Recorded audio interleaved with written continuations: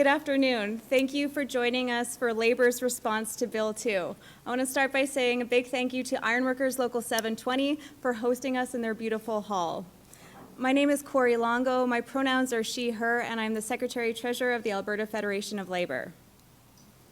Today we are joined on stage by leaders of the Common Front, both the Solidarity Pact and also the Common Front Core, as well as leaders from the Alberta Federation of Labor Executive Committee.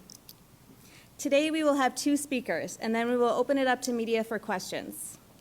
Our first speaker, please join me in welcoming the President of the Alberta Federation of Labor, Gil McGowan.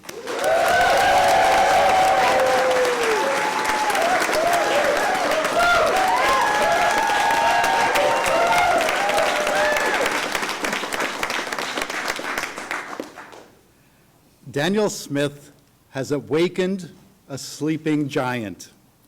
When she took the unprecedented step of using the notwithstanding clause to strip Alberta teachers of their democratic and constitutional rights, she galvanized unions in this province and indeed across the country like never before.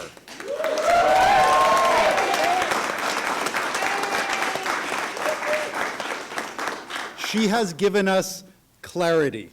She has provided us with a rallying cry. She has now, and we now have one common purpose, and that purpose is to topple this government.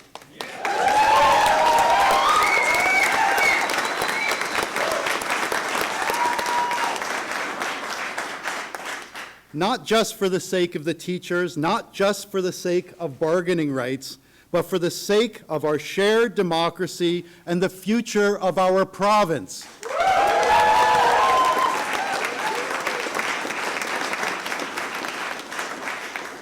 Today, as a labor movement, we are committing to work with any and all of our fellow Albertans who agree with us that our rights, our democracy, and our Canadian way of life will not be safe until we make Danielle Smith a radio host again.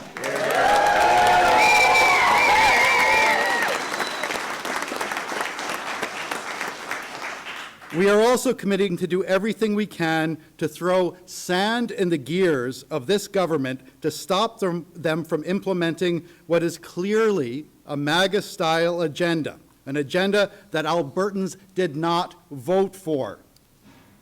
This agenda includes starving public schools while shoveling public money at private schools. It includes fragmenting and understaffing our healthcare system to pave the way for privatization. It includes putting the retirement security of Albertans at risk by pulling our province out of the Canada Pension Plan. It includes deepening our economic integration with Donald Trump's America at the same time he's threatening to turn us into the 51st state. That agenda also includes jumping into bed with separatists who have literally solicited money from the MAGA movement. It includes making a mockery of our Constitution by attacking fundamental democratic rights like the freedom of association and the freedom of expression. And it also includes the agenda of suppressing wages in Alberta, even as workers struggle with an unprecedented affordability crisis. Now, the Smith government is using its legislative majority to steamroll over the opposition. They're using the notwithstanding clause to sidestep the Constitution and the courts. That leaves citizens and civil society as the final bulwark against Danielle Smith's dangerous agenda for our province. No one is coming to our rescue. It is up to us. And to quote poet June Jordan, we are the ones who we've been waiting for.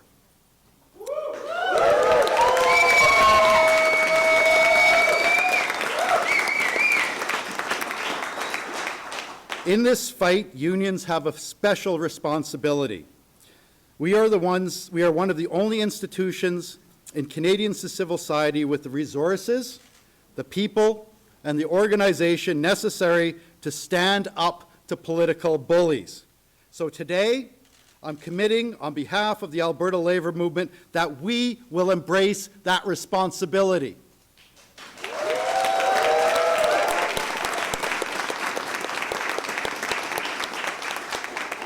We will use all of the tools at our disposal to make Daniel Smith and the UCP pay a price for attacking teachers, public education, and our democratic rights. We will mobilize around recall campaigns. If they won't shrink the size of our classrooms, we will shrink the size of their caucus.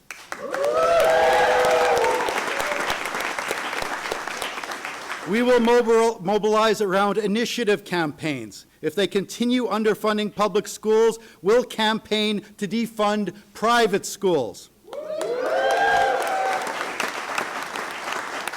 And yes, the words you've been waiting for, we will begin the process of organizing towards a potential general strike in Alberta.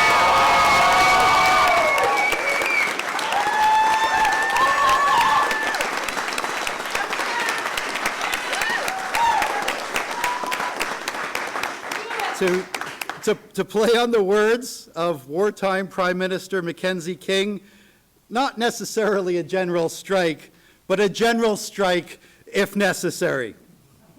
To give you a sense of the mood of workers in this province right now, I'd like to turn your attention to our province's largest private sector union, the United Food and Commercial Workers Local 401.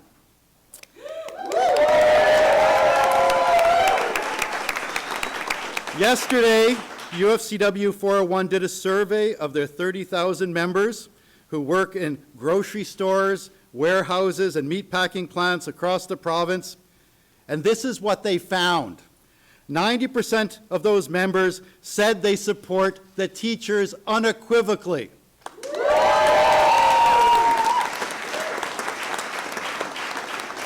78% of those members said that they would support a general strike.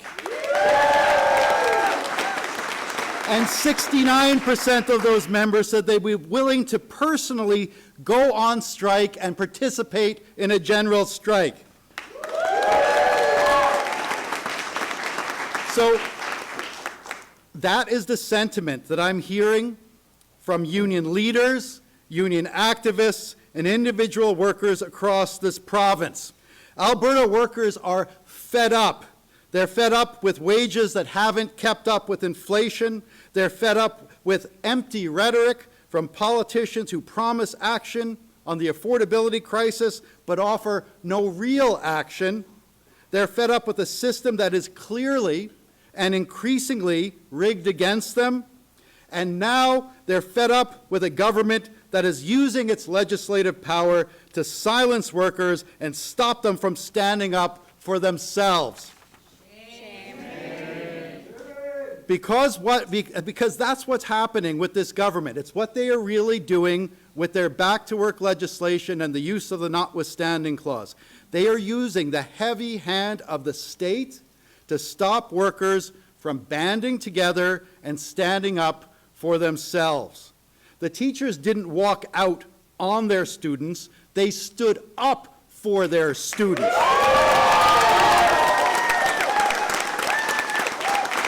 And what we're saying today is that workers should have the power to stand up for themselves, for each other, and the things that they believe in.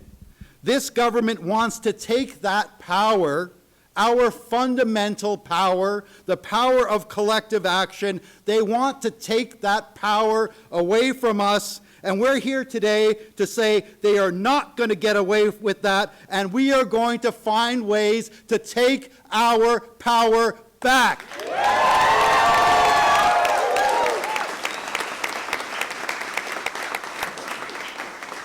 So that's why that this is such a unifying fight for us. It's why the possibility of a general strike is now firmly on the table.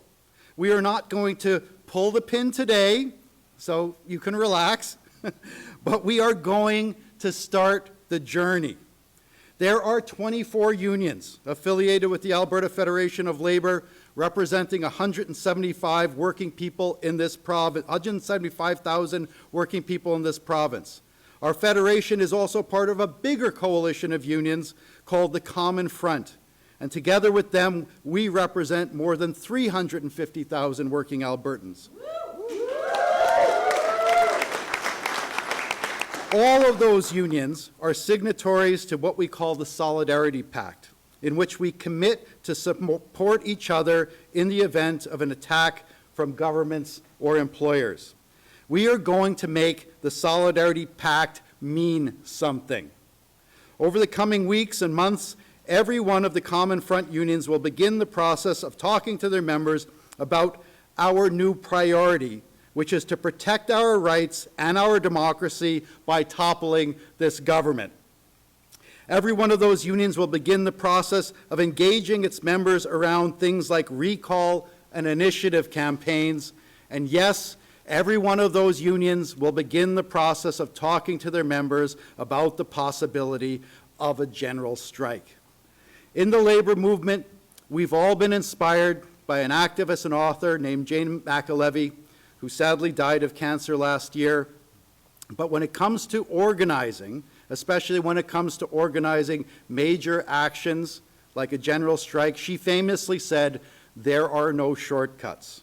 There are no shortcuts to a general strike in Alberta, but as of today, we are on the path to that destination.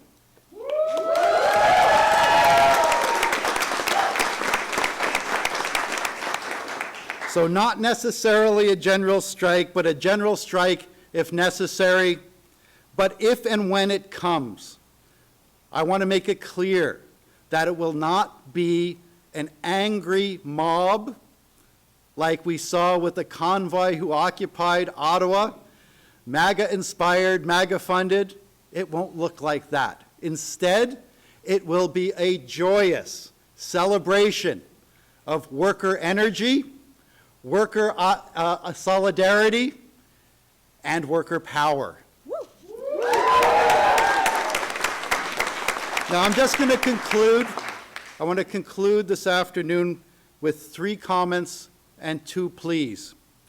First, it's important for us to recognize that Danielle Smith is a bully. And like other bullies, she counts on the targets of her bullying to be fearful, to feel helpless, to feel powerless and hopeless. And to be honest, many of us felt that way yesterday after she used the heavy sledgehammer of the notwithstanding clause to send 51,000 of our brothers and sisters back to work against their will. Many of us felt hopeless. But at this moment, I just want to tell people that there is no reason for us to be afraid. Because the truth is, through her actions, Danielle Smith has shown that she is the one who is afraid. She went after our ability to work together, to take collective action, because she knows that that power of worker collective action is bigger and more powerful than any power that has been conferred to her as the premier of this province. She is the one who should be afraid. None of us should be afraid because we have each other. Second, Danielle Smith is a bully. And like other bullies, she counts on the illusion of power and strength.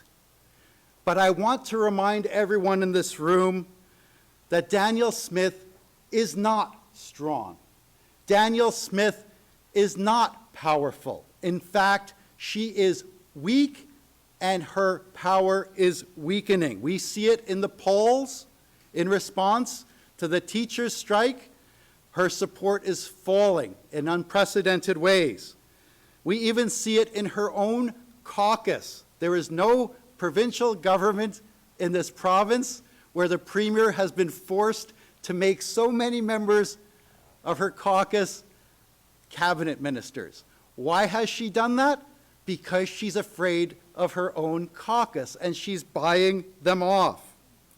And she's also weak because she's propped up by a tiny base, which is a tiny fraction of our population, including separatists and MAGA supporters. They're small in the population, they're big in her party, and she's not catering to the majority of Albertans. She's catering to that tiny base. She is weak. She is not strong. Third, I just want to highlight the one word that we all need to keep in our minds at this time, and that word is hope. Hope has been on display for us even over the past 24 hours. We saw the hope that will carry us forward embodied in the students who pledged to walk out of school tomorrow when teachers are forced back to work. And that student protest is going to happen across the province. That is an indication of the hope that will carry us forward. In addition, think about the crowds that gathered to support the teachers in front of the legislature last week, near the end of their strike, and then 3 weeks ago at the beginning. Record numbers of teachers, parents, students, and supporters gathered, not just in their thousands, but in their tens of thousands, to support the teachers. That gives us hope. And then, and I just want to stress this point. Yesterday, while on the same day that the government was ordering 51,000 teachers back to work, there was another group of Albertans who, after more than 2 months of unprecedented citizen mobilization, tabled 450,000 signatures to tell Daniel Smith, don't you dare try to turn us into the 51st state. That's 550,000 of our fellow Albertans.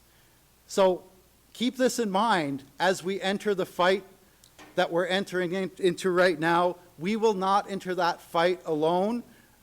The UCP may have a majority in the legislature, but they do not represent a majority in this province.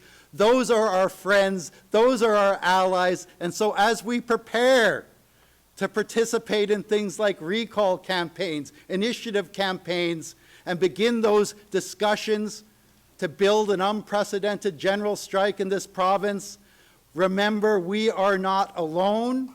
We have allies, we have friends.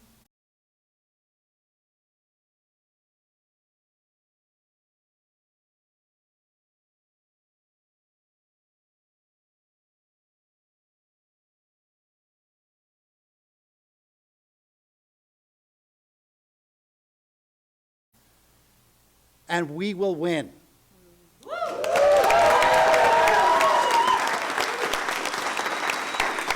Now, in the labor movement, it's all about organizing. It's about organizing workers into unions. It's about organizing members in our bargaining units, about organizing to support our work at the bargaining table, and also on the political agenda, on the political stage. So I'm going to end today with 2 important organizing pleas. None of this is going to be possible without our real strength, which is our members and other working people in this province. So I'm going to ask on behalf of the Federation and of Labor on the Common Front for everyone watching to do 2 things. First, we recognize that letters and petitions are not enough. This is a time for real resistance, and we are building a resistance. So if you want to be part of that resistance, and we would argue that you need to be part of that resistance, then we need your name, and we need your contact information. So if you haven't already done so, please pick up your phone and text the word resist to 55255. That's the word resist to 55255. When you get there, we want you to follow a link to join what we call the Ready to Resist list. In the past 4 days, nearly 30,000 people have joined the Ready to Resist list. In the coming days, probably within 1 day or two, everyone who signs up to the Ready Resist list will get a survey. And one of the questions will be, are you prepared to support and or participate in a general strike? Okay? So please, 555-255, text the word resist, join the Ready to Resist list, and be prepared to support that, to participate in the survey about the general strike. Finally, when it comes to changing the world, or at least our small corner of it, it's not enough to say what you're against. It's also important to say what you're for. And so, as I said, if and when we have a general strike, it won't be just a general strike against this government and their agenda. It will be a general strike in support of something else. And that something else is what we're calling the worker agenda. This is something that has been developed from the floor of our convention by our members, and we're going to send the message that if political parties want the support of working people, they have to earn it. And so next week, on behalf of the Federation of Labor, Corey and I are going to be unveiling the worker agenda, and the worker agenda will have our ideas, and I would even say our demands, on things like wages, affordability, jobs in the economy, public services, and democratic rights. And that's going to be part of our political protests that could build to a general strike. So we won't just be striking against something, we will striking and protesting in celebration and support of an agenda that is actually a worker agenda. Imagine if we could have not a MAGA agenda, not a UCP agenda, but a worker agenda for this province. That's the kind of thing that will guarantee our future and guarantee our democratic rights, and it starts here today. So thanks very much. Stay tuned.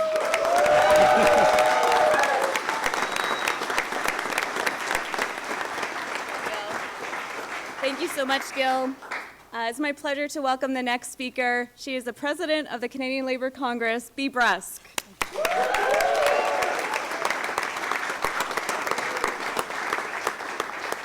Good afternoon. What we are seeing in Alberta today is nothing short of an assault on working people and an assault on democracy itself. The UCP government has literally taken a sledgehammer to the charter rights of Albertan workers, the very freedoms that protect every single Canadian worker to stand up, to speak out, and to organize for a better life. At a moment in Canada when we should be working together to protect our jobs, to strengthen our public services, and to rebuild our economy, this government has chosen silence to the very people that keep Alberta running. Teachers, nurses, construction workers, and frontline public servants are all being told, sit down and shut up. And to make matters worse, instead of actually staying and defending her own bill, the one that shreds Albertans' freedoms, this premier packed her bags and took off on an international tour. Could not even face the workers of this province. And that says absolutely everything about this government's priorities. They're prepared to spend public money to fly abroad, all while attacking the very people who teach our children and care for our loved ones and build our communities here at home. So let's be clear, this is not just an attack on teachers. It's an attack on every single worker in Alberta and a worker right across the country. Because in the labour movement, we know that when one provincial government gets away with trampling the rights and freedoms, every single worker in Canada is at risk. Canada's unions will not stand by while this government tries to silence us. We have fought far too long and too hard for the very rights that built this country. The right to organize, the right to free and fair collective bargaining, and the right to speak with one voice. Our labour movement 100% supports Alberta's teachers and every single worker in this province and every community that refuses to be bullied into silence. Last night, Canada's Labour leaders got together on an emergency call to discuss this particular issue. And we unanimously determined that the Labour movement across Canada is going to fight this attack in the courts, in the streets, on the airwaves, and in every single workplace in Canada.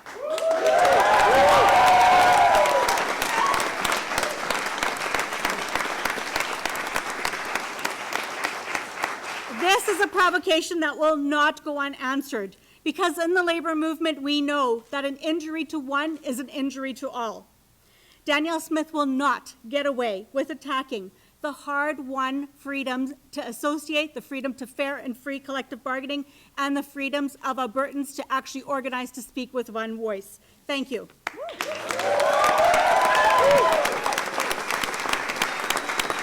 Thank you, B. Okay, now we'll take some questions for B or Gil. Hi, Gil. Sean Amato with City News.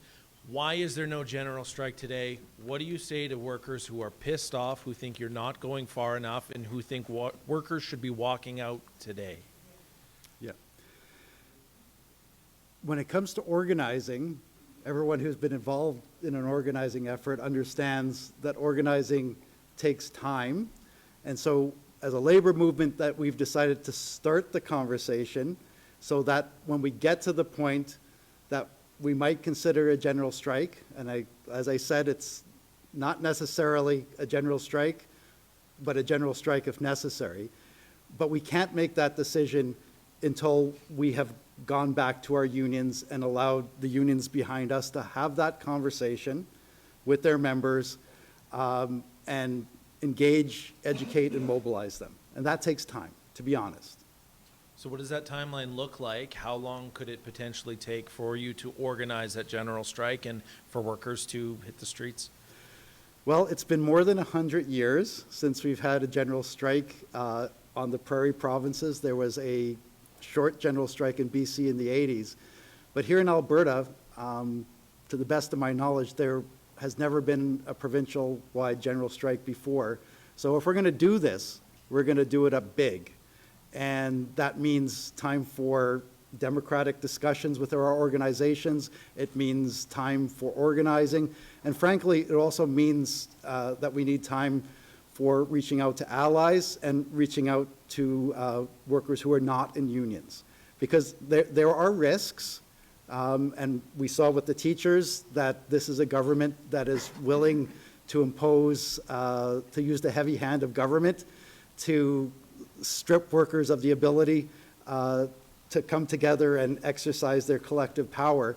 So if we're going to do this, it needs to be so big and so widely popular that we are all defended by the size of the movement.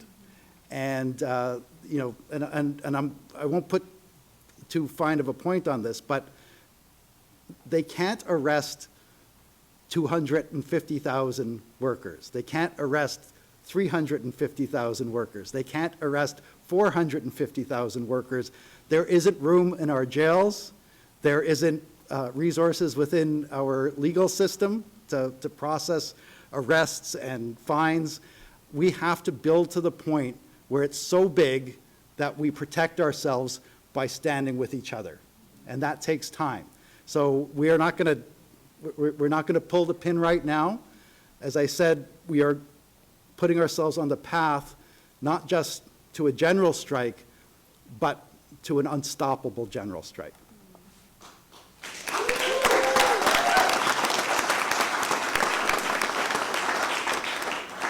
Hi, Gail. Lisa Johnson with the Canadian Press. So what I'm hearing is there is no if necessary. There's no other step that the government, you're waiting for the government to take, for you to take action and have a general strike. So I'm wondering why did you set up these expectations? There's a lot of disappointed people watching this right now who are expecting you to announce a general strike. Why did you set up these expectations that today you were going to announce a general strike? I am announcing that we're on the path to a general strike. And I'm a little bit at a loss why you think that this would be a disappointment, because we're trying to organize something that hasn't been organized in this province since the inception of this province.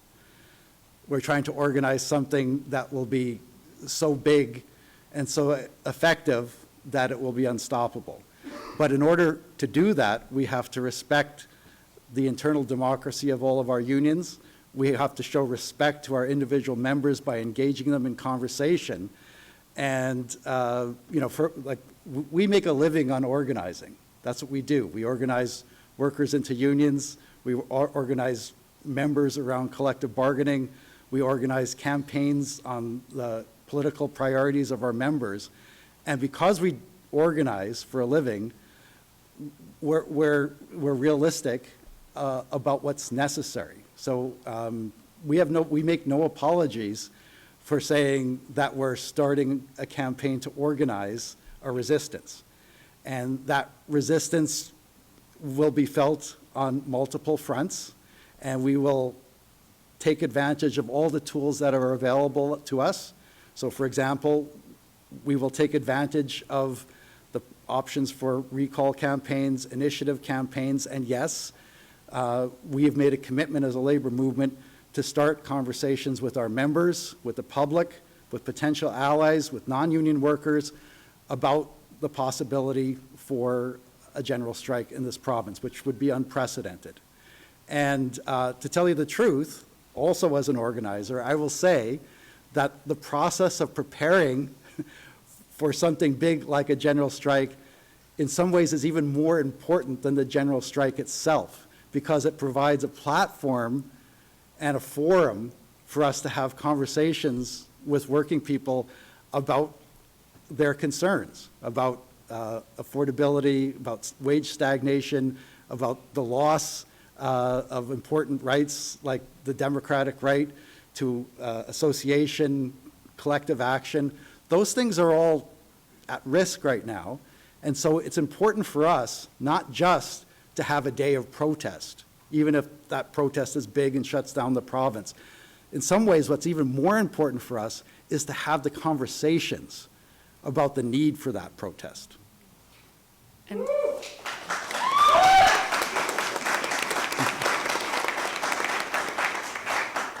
so I take your point right now, essentially you need to do some more organizing, you need to coalesce before you can call a general strike. If there is no general strike that is called, and forgive me for being the devil's advocate here, but if there is no general strike in this province in response to the notwithstanding clause, should Albertans, should your political opponents assume that this labor movement in Alberta is too fragmented to do one? Does this look like a fragmented labor movement? Like this, these are, what you see behind me is just a fraction of the leadership of this province. Okay, so we've built something new in this province. We already had an umbrella under the Alberta Federation of Labor that included representation for most unions in this province, but in the last year and a half, we've built something even bigger, which we call the Common Front.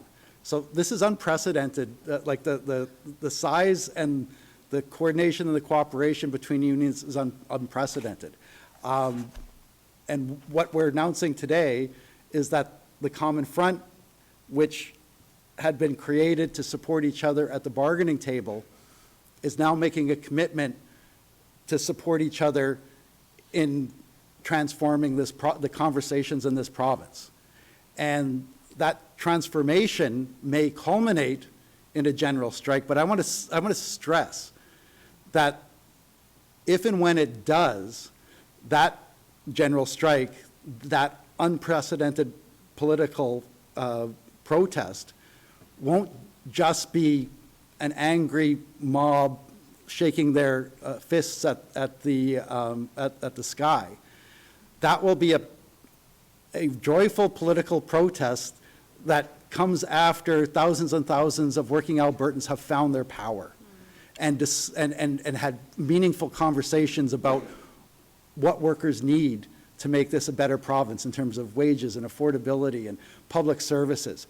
Because together, through those conversations, and once again I'll stress, the process of preparing for the general strike in many ways will be more transformative and more politically powerful than whatever 1 day or 2 days of action comes at the end of it. So this is a commitment not just to have protest. This is a commitment to have the living democracy that's necessary to show that there's a different and better way for our province. That's what we're committing to right now. We're going to turn the resources of the labor movement to starting those conversations that will build a movement for change that will sweep the MAGA-inspired UCP government from this province once and for all.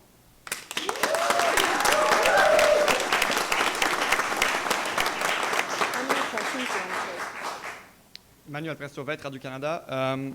In 2022, the Ontario government passed a Back-to-School Act using the notwithstanding clause. Reminds you of anything? And at that time, Ontario unions organized an almost immediate walkout, which in part contributed to Doug Ford rescinding his legislation.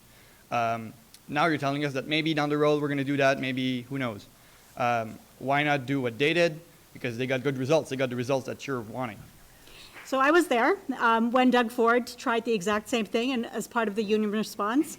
This was before a strike even happened in that province. A strike was about to happen, and there was an unprecedented response from the Ontario labor movement and the labor movement across Canada to stand up and push back.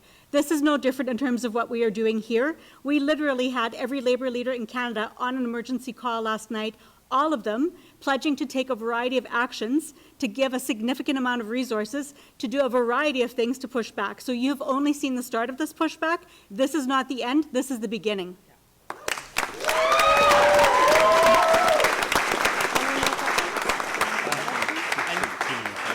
You were talking about, do you want to answer or no? Okay. Yeah. You were talking about resources and pooling resources across the country. Are you considering something like, I know that 88 didn't have a strike fund, but do you want to have a fund to pay the fines of teachers and $500,000 to the ATA a day if people decide to not go back to work?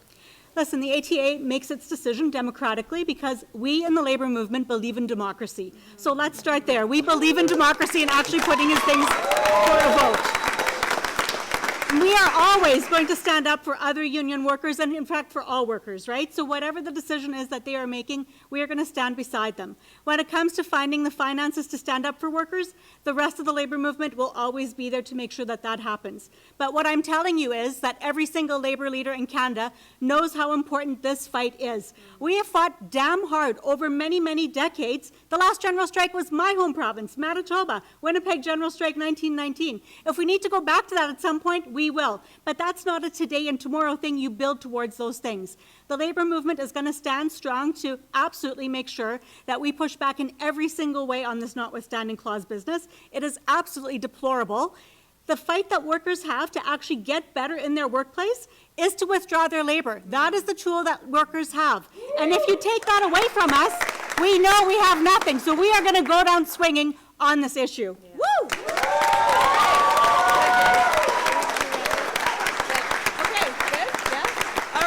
And on that note, withdrawing labor friends, thank you so much for joining us today. We've had you for about an hour and a bit now. It's a pleasure to have you. Thank you so much for joining us. Solidarity.